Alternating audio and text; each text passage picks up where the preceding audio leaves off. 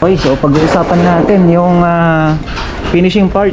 So, ano nga ba yung proseso natin? Ano nga ba yung ginagawa namin? At possible na pwede nyo rin i-apply sa paraan ng finishing sa inyong mga tahanan. So kung napapansin nyo, ayan na, may painting works na to. Pero itong kagandahan yan na kapag pintura na, nakapag ready na sila para dun sa may finishing part. So una-una sa lahat, ceiling installation, framing, and then papasok na si electrician. So dapat yan sumasabay sa ceiling installation. So framing pa lang sumasabay na. So pwedeng magkasabay yung ceiling at saka wall pagdating sa may finishing part na.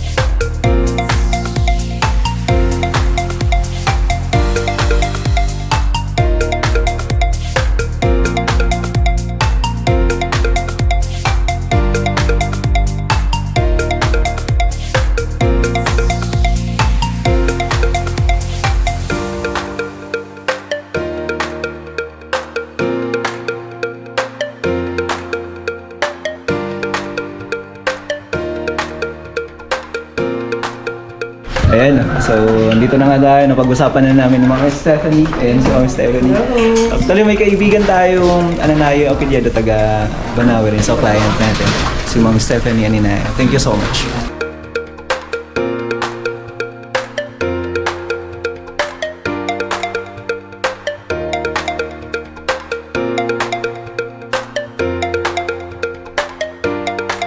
Hey, so welcome back sa ating panibagong vlog. Welcome sa ating panibagong project. Bagong project, bagong biyaya para sa ating lahat, syempre. Sa mga tropa ko, yan. Syempre sa family namin, yan po yung pinaka-importante sa lahat. Maraming salamat kay Ma'am Stephanie sa pagbibigay niya ng blessing na to. So, ayan, mapapanood niyo po yan sa mga videos natin.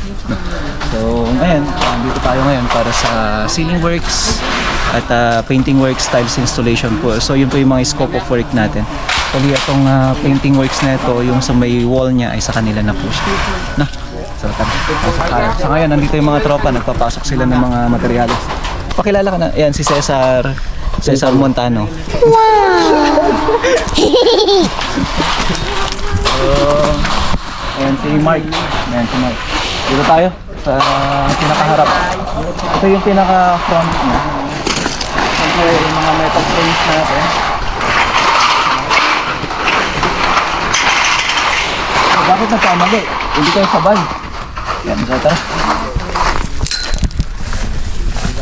So, ito yung pinaka-front door. Ito yung front door niya. Hindi ko alam kung ano pang mangyayari dito kasi ito property ni Madam Charlotte. Yan, hanggang sa may manupan na yan. So, sa kanya yan. Yan. Biyaya sa amin kasi yung mga ganitong bagay. Wag yung sasabihin mo lang na konsiderasyon kundi talagang biyaya talaga. Ayan, si Mark, taga rito yan eh. May tindahan siya, nakita ko kanina, Mark Bagilat. Star. Ah, ikaw ba yun? Tangan yan. Ay, sa'yo yan. Yes lang. Ito, marami pang nangyayari dito. Mag-layout na tayo. Si engineer. Grabe naman, tutok na tutok yung force ng mukha eh. Kuwang-kuwa. Siyempre yung lead man natin dito, si Michael. Michael, gising ka na ta? Team Mace. Tapos yung videographer natin, si Levi. Tapos yung driver natin, ayan, pinaka-pogi rin yan. Pinaka-pogi na driver natin yan. Kumuha ka na, oh. Uncle Jody. Okay. So, ito yung pinaka-living area niya. High ceiling mga kamusta na. Kaya kung makikita niyo yung high ceiling niya, napakataas talaga. Kaya nga sabi nga, high ceiling, no? So, dito, sa may part na to, ito yung pinaka-kitchen niya. Dito sa part na to.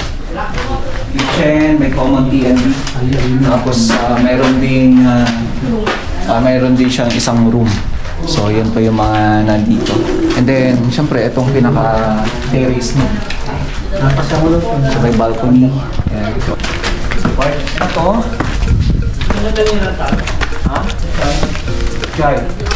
Ayan, so ito, yung pinaka-family area niya.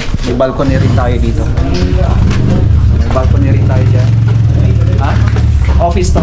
So office pala to. So hindi siya magiging family area, kundi office. Kasi si madam work from home. Ito yung isang room. Masters. Glass lang to, no? So glass lang yun na kayo. So yun yung mga abangan nyo dito kung sakala. Pero ito yung unahin namin na lalagyan ng ceiling, mga master. So abangan nyo po yan. And then ito prior na rin namin tong high ceiling para at least pagka mag-start na tayo sa tiles installation, wala nang problema. No? Okay, so abangan nyo na lang ito mga kamusta. At maraming salamat pala kay Sir Richard Ananayo, yung father ni Madam. Siya po yung follower pala natin siya. Thank you so much. Okay, so pag-uusapan natin yung finishing part. Kasi kung napapansin nyo dito, may wall painting works na siya. So ano nga ba yung proseso natin? Ano nga ba yung ginagawa namin? At possible na pwede nyo rin i-apply sa paraan ng finishing sa inyong mga tahanan o kaya sa mga proyekto ninyo. So napaka-importante dito, meron kayong sinusunod na process para hindi pa ulit-ulit na kumbaga ginagawa to o kaya naman paulit-ulit na trinatrabaho kasi nga malibo yun, yung kumbaga mas malaki kasi magiging costing nung labor at saka materials mo pagka gano'n. So ngayon, pag-uusapan natin yung part na yan para at least naka-ready ka na, alam mo na kung ano yung idea na yun sa mga gustong maging contractor o kaya naman gustong magpagawa ng mga bahay nila, alam na nila. So kung napapansin nyo, ayan na, may painting works na to. Bentahin na yun. Bakit nga ba bentahin na?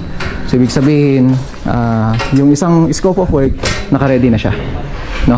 So, yan naman, possible po yan na isasabay natin kung sakali naman po na magpe-paint ka na ng ceiling kung sakali naman. Pero itong kagandahan yan, kapag pintura na, nakapag-ready na sila para doon sa may finishing part. No? So, una-una sa lahat, ceiling installation. So, ceiling installation, framing, and then papasok na si electrician. So, kasabay niya si electrician na matatapos hanggang sa may paglatag natin.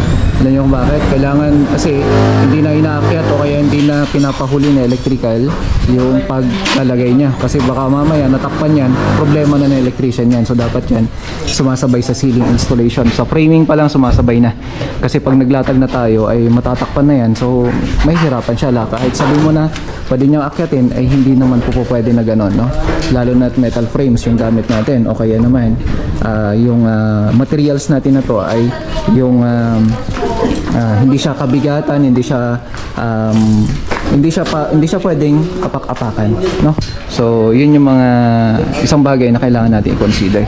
So pagkatapos nun, kasi nga ang susunod na dyan ay ceiling painting works. Kung board yung gagamitin nyo, kagaya nyan, may gypsum board tayo. So ceiling painting works ang isusunod natin, and then including na din po yung PVC installation pagkatapos ng ceiling painting work ay yung pagpipintura natin. Kasi kung may mga PVC tayo, the best po niyan ilagay yung PVC panel para hindi siya magasgas o kaya malikabukan o kaya naman mapinturahan. So malaking bagay po yun na makakapagbawas sa oras natin sa paggagawa natin, no? So ngayon, pagkatapos ng ceiling painting works na hindi pa siya finally coated o kaya naman hindi pa yung finished part, ay yung wall naman niya. So pwedeng magkasabay yung ceiling at saka wall pagdating sa may finishing part, no? So yun yung pinaka-importante nun. Kasi nga oras na narumihan o kaya naman yung mga walls kasi natin proseso rin yan, malikabok din kasi lalo na sa amin talagang maproseso kami pagdating sa mga walls natin. So ngayon, sinasabay namin yan, ceiling painting works tsaka wall painting works. And then pagkatapos ng ceiling painting works at saka wall painting works, pero hindi pa siya finally coated. Sabi ko nga, hindi pa siya finally finish. So dapat yun pa lang, merong isang pinaka-final. Yun yung ihuhuli nyo. Yun, take note wag nyo muna siya i-finish kasi nga, may gagawin ka pa.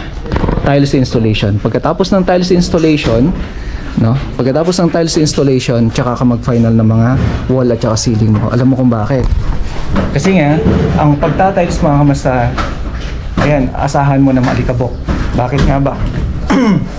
Maalikabok gawa nga nung kung sakaling may mga excess dun sa may floor mo, titiktikan mo yan, magra-grind pa yung mga yan kung sakali.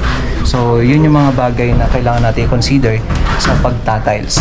Kasi marami nagsasabi pinakahuli ang pagtatiles, hindi po. Pinakahuli pa rin ang painting works. Yun po yung katotohanan po niyan. So, sa tagal na po natin sa ganitong uri ng trabaho, talagang iniingatan natin yung mga proseso na yun kasi nga, iniiwasan din natin yung doble trabaho.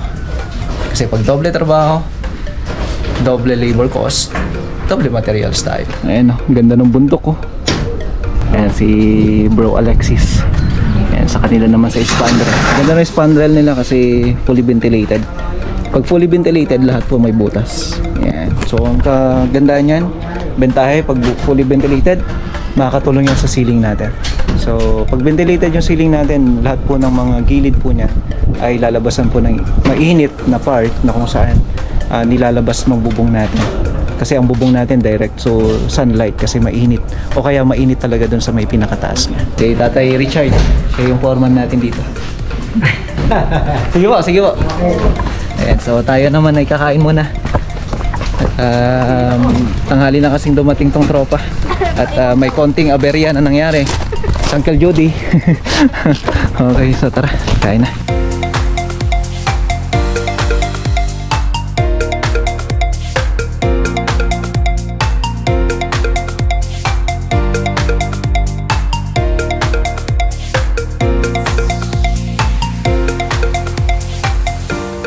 Kain muna tayo dito sa may inasal house dito sa Lagaway, Fugao. Apay sika ha, Gini. Kain na tayo.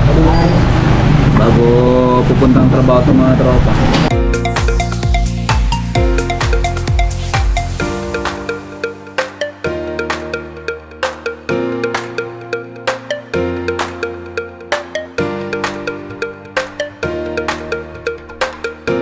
The last man standing. Wala na kami. Wala pa yung last one. Ay, meron pa pala doon. Last man standing. Ha? Sunod kayo? O, sige, mawala na kami. Okay, so tara. At pupuntahan pa tayo.